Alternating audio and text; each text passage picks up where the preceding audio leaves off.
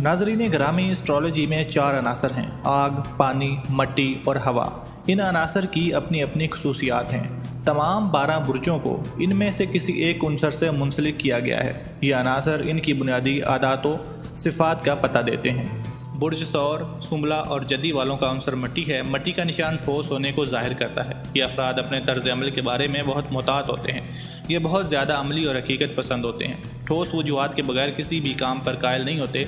ये काबिल भरोसा होते हैं और इनके पास हर काम के लिए ख़ास हिकमत अमली होती है।